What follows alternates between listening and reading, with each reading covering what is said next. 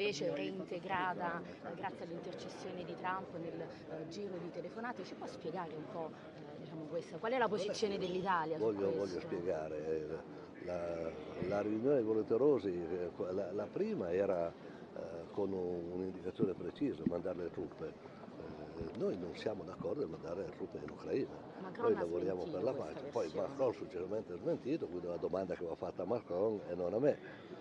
Però l'Italia ha sempre giocato un ruolo molto protagonista, visto questi anche rapporti con gli Stati Uniti, che certamente è innegabile che i rapporti che l'Italia ha con gli Stati Uniti in questo momento siano molto importanti.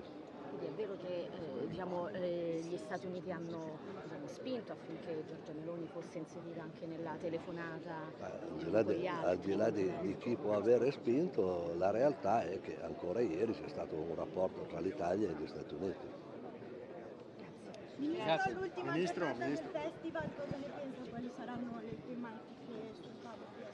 Le tematiche sul tavolo di oggi, almeno per quanto mi riguarda, sono certamente le mie di delega e non il tutto. E sono momenti dove il confronto nell'ambito delle regioni, come il Festival delle Regioni, e nel rapporto tra Stato e regioni sono importanti, perché peraltro oggi saremo un numero anche elevato di ministri, di conseguenza è uno di quei momenti che servono per collocare l'asticella nel punto di equilibrio dei rapporti anche. Ministro, ci può ripetere per cortesia sul nucleare Marghera la sua posizione, che stiamo andando a termine? Ma è un discorso che in questo momento non ha senso, perché non abbiamo ancora il prodotto, non esistono ancora i small reactor sul mercato. Io credo che arriveranno prima le navi mercantili a Marghera con il reattore nucleare che non altre valutazioni. Tenga presente che Fincantieri sta ipotizzando reattori da 30 megawatt da mettere su tutti i mercantili, che è il futuro.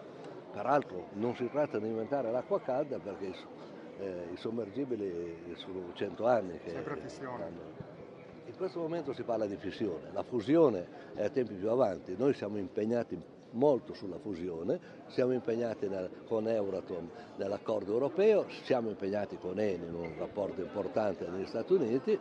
Naturalmente però la fusione è un tema che non è di attualità, mentre nello spazio di 4-5 anni possono esserci sul mercato, utilizzo questo termine, piccoli reattori che dando le garanzie di sicurezza, le garanzie di prezzo, perché poi possono portare a chi dovrà decidere a fare le valutazioni.